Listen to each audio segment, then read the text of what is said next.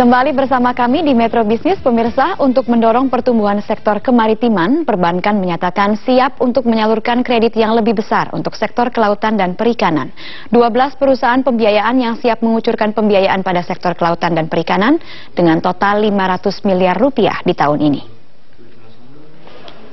Antusiasme besar pihak perbankan tersebut tercermin dari akan dimulainya program kredit perbankan pada sektor kelautan dan perikanan 11 Mei 2015. Rencananya akan ada sejumlah bank yang menyalurkan kredit langsung pada nelayan.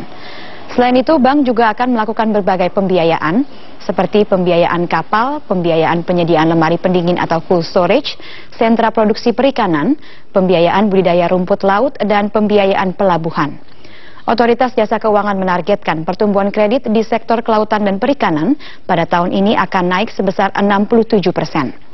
Saat ini kredit yang diberikan perbankan pada sektor tersebut hanya 17,6 triliun rupiah. OJK yakin penyaluran kredit akan naik menjadi 29 triliun rupiah pada akhir tahun ini.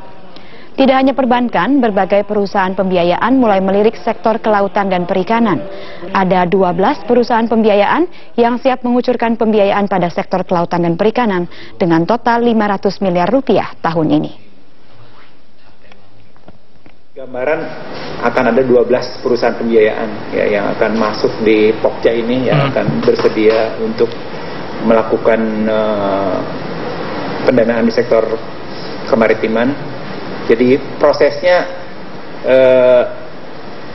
di asosiasi menawarkan ya, siapa yang bersedia sektor pembiayaan akan masuk ke dalam pembiayaan ini, termasuk juga di asuransi. Jadi asuransi ini kita ada sekitar 20 asuransi jiwa, ada 2 asuransi umum dan perusahaan penjaminan. Itu dalam Pokja ini masuk ke sana. Jadi oleh karena itu dalam tahun 2015 ini memang sifatnya masih pilot proyek. Nanti kalau sudah diyakinkan mereka ternyata berhasil gitu di dalam pelaksanaan pilot proyek ini, baik ya proses pengembaliannya dan sebagainya. Nah ini nanti tahun depan bisa disebarluaskan.